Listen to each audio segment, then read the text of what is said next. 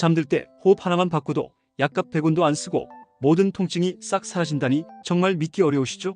하지만 놀랍게도 건강보험심사평가원 통계에 따르면 수면무호흡으로 병원을 찾는 환자 수가 2019년 83,683명에서 2022년 11만 3,224명으로 3년 사이 35%나 증가했습니다. 더 충격적인 것은 전문가들이 이것조차 빙산의 일각이라고 말한다는 사실입니다. 안녕하세요. 엄빠 건강이야기입니다. 혹시 밤에 잠들기 어려우시거나 자고 일어나도 개운하지 않으시나요? 목이나 어깨, 허리가 찌뿌둥하고 아픈 증상으로 고생하고 계신가요? 오늘 이 영상을 끝까지 보신다면 단순히 호흡법 하나만 바꿔서도 이 모든 문제를 해결할 수 있는 놀라운 방법을 알게 되실 겁니다. 엄빠 건강이야기를 구독하고 알림 설정까지 해두시면 건강한 삶을 위한 정보를 놓치지 않을 수 있습니다. 저 역시 몇 년 전까지만 해도 매일 밤 뒤척이며 잠들지 못하는 고통을 겪었습니다. 아침마다 온몸이 찌뿌둥하고 목과 어깨가 돌덩이처럼 무거웠죠. 병원에서 검사를 받아봐도 특별한 이상이 없다는 진단만 받았습니다. 진통제도 먹어보고 파스도 붙여보고 마사지도 받아봤지만 일시적인 효과뿐이었습니다. 그런데 우연히 알게 된 한 가지 호흡법을 바꾸기 시작하면서 첫날 밤부터 놀라운 변화를 경험했습니다. 몇 개월을 고생했던 통증들이 거짓말처럼 사라지기 시작했고 수면의 질도 완전히 달라졌습니다.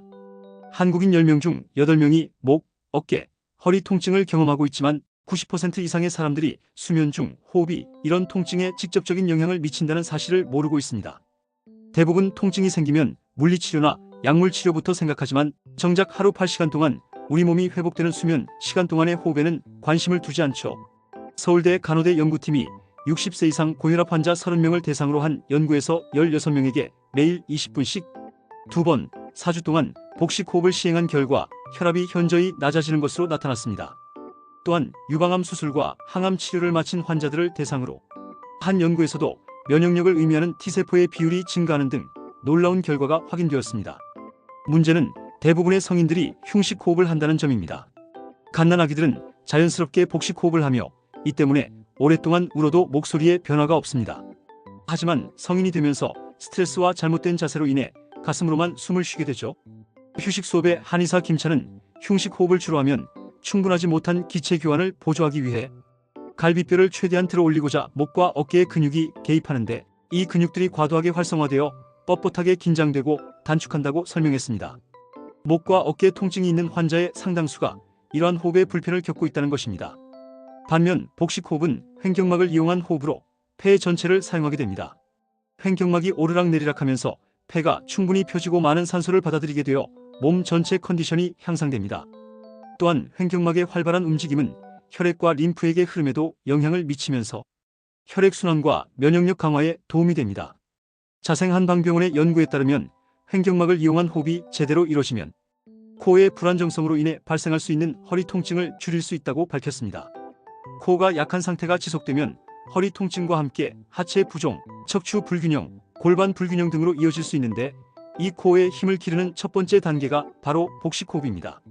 그렇다면 본인이 어떤 호흡을 하고 있는지 확인하는 방법은 무엇일까요? 아주 간단합니다. 먼저 오른손은 가슴에, 왼손은 배 쪽 명치 부분에 올립니다. 코로 숨을 최대한 들이마신 뒤 입으로 후 뱉습니다. 5번 정도 호흡을 하면서 오른손과 왼손 중 어느 손이 더 많이 움직이는지 파악해보세요.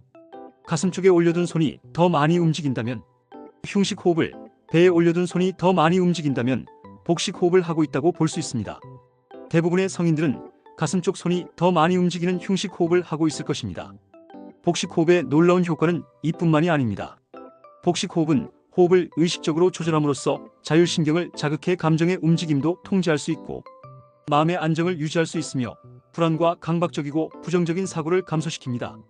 2010년 대한간호학회지에 게재된 단국대학교병원 간호사와 단국대학교 간호학과 조교수 연구팀의 논문에 의하면 복식 호흡이 조기 진통 임산부의 상태, 불안과 조기 진통 스트레스를 유의하게 감소시키고 진통억제제 사용량 감소에 유의하게 기여하는 것으로 나타났습니다.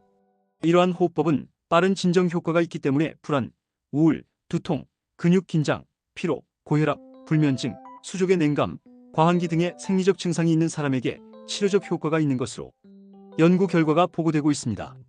을지대학교병원 가정의학과 오한진 교수는 복식 호흡을 하면 위와 장이 자극을 받아 소화 흡수를 돕고 변비 치료에도 도움이 된다며 폐까지 도달하는 산소량이 늘어나게 되면 신진대사를 촉진해 체내 노폐물이 원활하게 배출되고 지방 연소를 높여준다고 설명했습니다.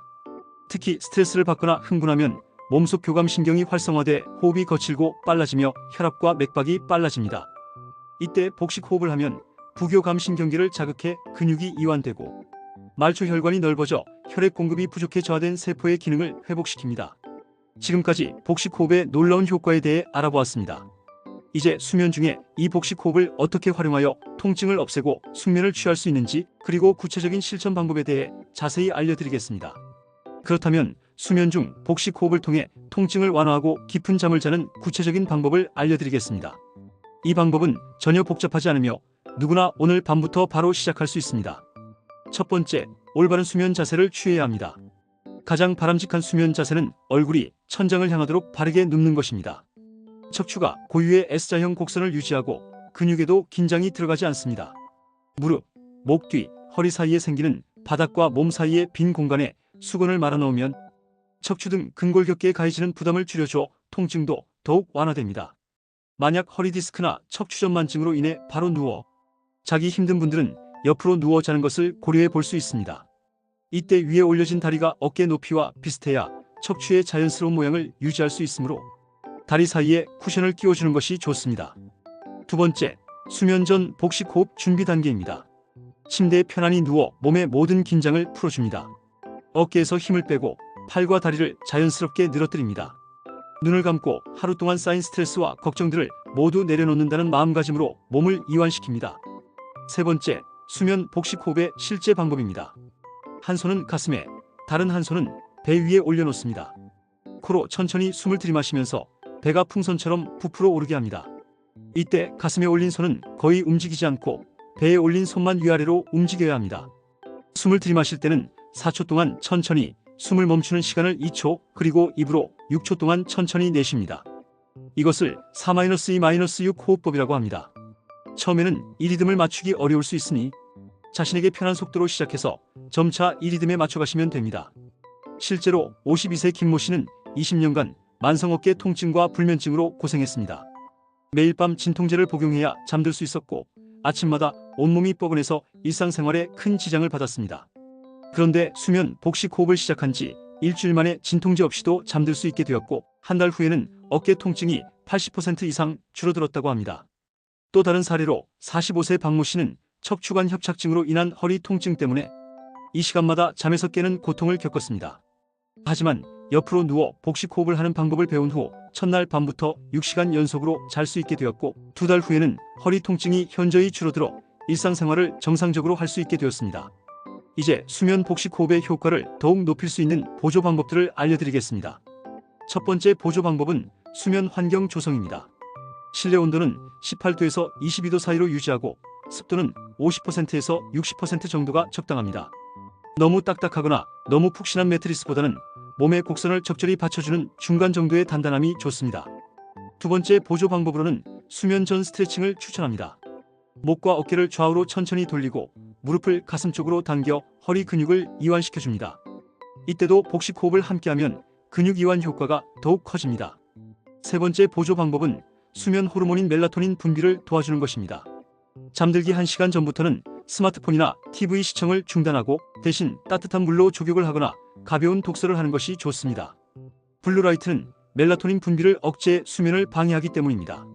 네 번째 보조 방법으로는 규칙적인 수면 패턴을 유지하는 것입니다.